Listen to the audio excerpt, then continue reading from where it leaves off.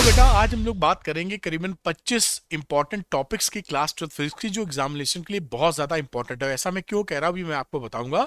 उससे पहले एक छोटी सी याद दिला दूं चीज आपको कि सुपर इजी फिजिक्स पढ़ने के लिए अरविंद एकेडमी को सब्सक्राइब करना मत भूलिएगा। देखिए कई बच्चों को जब अभी की स्थिति देखते हुए मुश्किल से 30 दिन बचे हैं और अब आपको पढ़ना है और समय कम हो गया है। पूरी चीज पढ़ने जाएंगे तो पढ़ नहीं पाएंगे, तो करें क्या जो हमारा काम बन जाए। तो बेस्ट ऑप्शन क्या हो सकता है उसको लेके मैंने लास्ट आपको स्ट्रेटेजी दी थी। उसके अंदर मैंने ये बताया था कि आप पूरे पूरे जो सिलेबस है आपका जो चैप्टर है 14 उसको इजी मॉडरेट इजी, देखिए ये क्यों है इजी मॉडरेट और टफ में आप डिवाइड कर दीजिए। देखिए कोई भी चैप्टर आप छोड़िएगा नहीं क्योंकि सीबीएसई का ऑफिशियल अनाउंसमेंट है कि हर चैप्टर से कुछ ना कुछ पूछा जाएगा। तो जो चैप्टर नहीं छोड़ना है आपको, ये मैंने क्या बताया था, ये मैंने सीरियल नंबर बताया था कि इस सीरियल नंबर से आप जब पढ़ोगे तो इजी टॉपिक पहले करो जो कि 7 टॉपिक है, मैं पढ़ के नहीं सुना रहा हूं चैप्टर्स हैं। उसके बाद मॉडरेट की चैप्टर्स हैं इस सीक्वेंस में करो और टफ के इस सीक्वेंस में करो। और आपको चैप्टर नहीं छोड़ने हैं। हाँ, शुरुआती दौर में चैप्टर के अंदर जो टॉपिक हैं वो सारे टॉपिक नंबर पढ़ के कम टॉपिक पढ़िएगा। चैप्टर अगर छोड़ेंगे तो वो उससे सवाल आएगा और आप रह जाएंगे। तो आप इंपॉर्टेंट टॉपिक पकड़िए, ये मैंने बात की थी। तो अभी क्या हुआ, कई बच्चों ने पूछा कि सर चैप्टर तो आपने बता दिए लेकिन इजी चैप्टर में भी साथ में से उस चैप्टर में कौन से इंपॉर्टेंट टॉपिक्स हैं ये बता दीजिए। तो where to start what to study. तो आज का ये वीडियो उसी पर बेस्ड है। उस बात को देखते हुए कि हम लोग आज बात करेंगे इंपॉर्टेंट टॉपिक्स की, यानी फिर से मैं याद दिला रहा हूं आपको कोई चैप्टर नहीं छोड़ना है।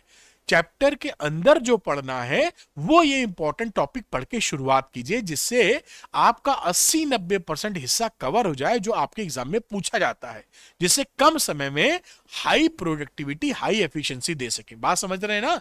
चैप्टर मत छोड़ दीजिएगा, चैप्टर छोड़ेंगे तो नंबर कट ही जाएंगे। आइए फटाफट देख लेते हैं कि हमारे पास कौन कौन से टॉपिक्स हैं जो आपको पढ़ने ही चाहिए। चैप्टर 1 में कूलॉम्स लॉ जरूर पढ़िएगा, डायपोल जरूर पढ़िएगा, application of Gauss law, mostly derivations इसके आते हैं।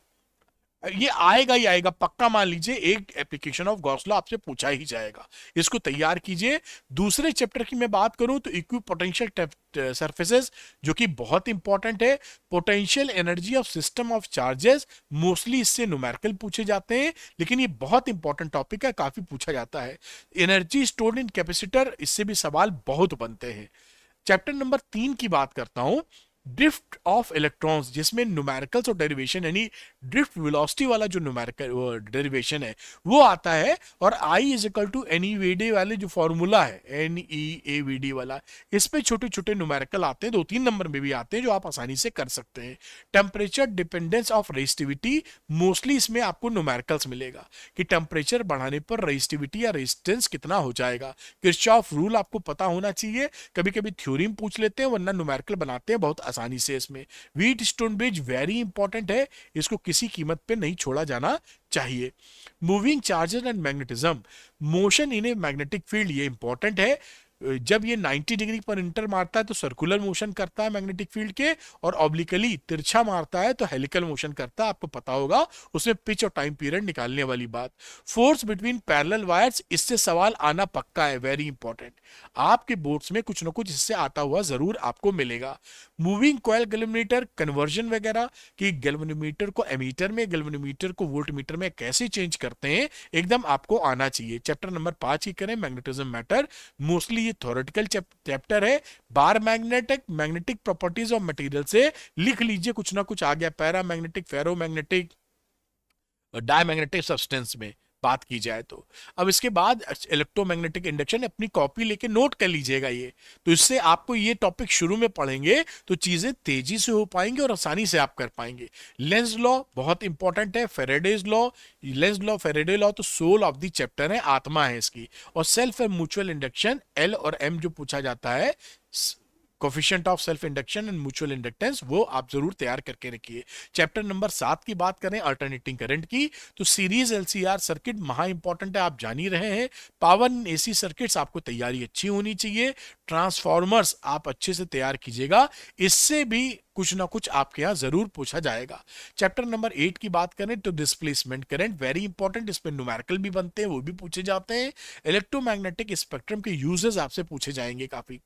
रे ऑप्टिक्स आपका फेवरेट चैप्टर, उसमें refraction at spherical surfaces, derivation and numerical दोनों ही बड़े इंपॉर्टेंट है। अक्सर ये आता है इसमें जो स्फेरिकल सरफेस पे जो डेरिवेशन फॉर्मूले का साथ में न्यूमेरिकल दोनों ही चीजें पूछ लेते हैं। प्रिज्म न्यूमेरिकल्स इस पे अक्सर आपको बनेंगे, इस बार भी आएंगे।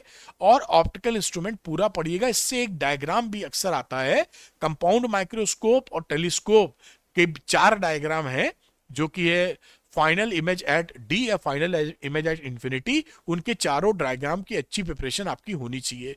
वेव ऑप्टिक्स की मैं बात करूं तो reflection and refraction by wave theory, इसमें रिफ्रैक्शन वाला पार्ट बहुत इंपॉर्टेंट है और मुझे लगता है इस बार 100% आएगा। तो मान लीजिए कि ये आना चाहिए, आप तैयारी करके रखिएगा।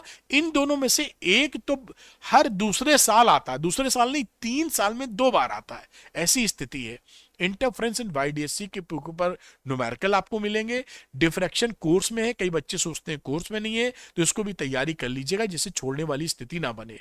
डुअल नेचर की बात करें बेटा, आइंस्टाइन फोटो इलेक्ट्रिक इक्वेशन, इस पे न्यूमेरिकल आते हैं, इंपॉर्टेंट न्यूमेरिकल आएंगे इस बार भी।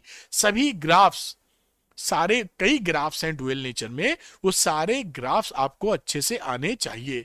Wave nature of matter, de Broglie wave जिसे बोलते हैं, lambda equal to H upon P, या मोमेंटम है तो एच अपॉन एम वी लिख सकते हैं। इसके मैटर वेव्स के ऊपर भी सवाल बनता हुआ आपको दिखेगा। चैप्टर नंबर 12 की बात करें, alpha particle experiment and model, Rutherford जो मॉडल था, और बोर मॉडल, ये नील बोर मॉडल, ये भी आपको अच्छे से तैयार होना चाहिए। चैप्टर नंबर 13 न्यूक्लाई की बात करते हैं, मास एनर्जी रिलेशनशिप जो है, बीएन कर्व, बीएन कर्व बहुत इंपॉर्टेंट है, बाइंडिंग एनर्जी पर न्यूक्लियन वाला कर्व, उम्मीद है याद होगा आपसे। तो मास नंबर और बीएन के बीच में कर्व बनता है, इधर आपको याद होना चाहिए, बीएन इधर दिखाते थे आप और इधर दिखाते थे मास नंबर ए। ये कर्व बहुत इंपॉर्टेंट है, इससे कई चीजें आपसे पूछी जा सकती हैं। दूसरा, न्यूक्लियर फोर्स की प्रॉपर्टीज वगैरह भी आपको तैयार करनी है, वो भी तैयार कर लीजिएगा। और न्यूक्लियर एनर्जी फिजन फ्यूजन की बात कर रहे हैं, इसको भी आप तैयार करके रखिए। इन तीनों टॉपिक बहुत इंपॉर्टेंट है। सेमीकंडक्टर की बात करेंगे तो पीएन जंक्शन बहुत ज्यादा इंपॉर्टेंट है। सेमीकंडक्टर डायोड वही पीएन जंक्शन का ही होता है। Forward biasing, reverse biasing, VI characteristic, ये आपको पता होनी चाहिए, इसके ऊपर सवाल पूछे जाते हैं। फॉरवर्ड बाइसिंग में डिप्लीशन लेयर पतली होती है कि मोटी, विड्थ कम होती है कि ज्यादा, अगर आपको पता है तो बताइए, अगर आपने पढ़ रखा है तो। Application of diode as a rectifier, ये पक्का आएगा। इसमें 2 तरह के, एक हाफ वेव रेक्टिफायर, एक फुल वेव रेक्टिफायर होता है, दोनों के डायग्राम वगैरह आपको पता होना चाहिए। अच्छा ये बताओ कि अगर आपका फुल वेव रेक्टिफायर का इनपुट फ्रीक्वेंसी अगर 50 हर्ट्ज है तो आउटपुट फ्रीक्वेंसी क्या होगी, ये जरा बताना तो मुझे कमेंट सेक्शन में। ये कैसा है, फुल वेव रेक्टिफायर है, इसमें 50 हर्ट्ज की इनपुट है तो आउटपुट कितनी होगी मुझे आप बताइएगा। तो ये मैंने इंपॉर्टेंट टॉपिक बता दिए कि चैप्टर बिना स्किप किए वो आप पढ़ लीजिएगा। और ध्यान रखिएगा बेटा कि अभी क्वेश्चन लगाए बिना एग्जाम में मत जाइएगा। तो क्वेश्चन लगाने के लिए इस समय कम है, तो श्योर शॉर्ट क्वेश्चन का आप इस्तेमाल कर सकते हैं, मैंने आपके लिए बना दिए हैं। पीसीएम ऐसे ही क्वेश्चन बोर्ड्स में आएंगे, पीसीबी ऐसे ही क्वेश्चन बोर्ड्स में आएंगे। फिजिक्स, केमिस्ट्री, मैथ्स, बायो अलग अलग भी अवेलेबल है और पीसीएम भी एक साथ भी है, ऐसे ही क्वेश्चन बोर्ड्स में आएंगे। ऐसा मैं क्यों बोल रहा हूं कि 10 साल की ट्रेंड एनालिसिस पर और मेरे 25 साल का एक्सपीरियंस इसमें लगा हुआ है। कहने का ये मतलब नहीं है कि कॉपी पेस्ट हो जाए, पेपर नहीं आउट कराया है, आएंगे इसी टाइप के। तो और अच्छी बात भी क्या कि केवल 20 से 25 क्वेश्चन पर चैप्टर है, आसानी से आप लगा सकते हैं बेटा। फुली सॉल्व्ड है, सोल्यूशन के लिए भागना नहीं है, 100% बोर्ड टारगेटेड क्वेश्चन है।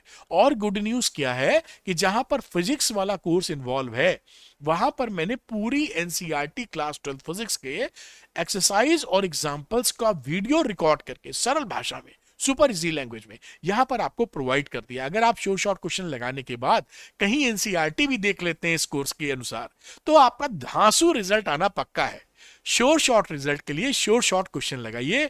जो बच्चे श्योर शॉर्ट क्वेश्चन लेना चाहते हैं वो अरविंद एकेडमी ऐप को डाउनलोड कर लें, उसके स्टोर सेक्शन में जाइएगा, वहां कई हेल्पफुल कोर्स मिलेंगे, श्योर शॉर्ट क्वेश्चन भी वहां मिलेगा। लेकर श्योर शॉर्ट क्वेश्चन तुरंत लगाना शुरू कीजिए। Thank you very much, wish you all the best.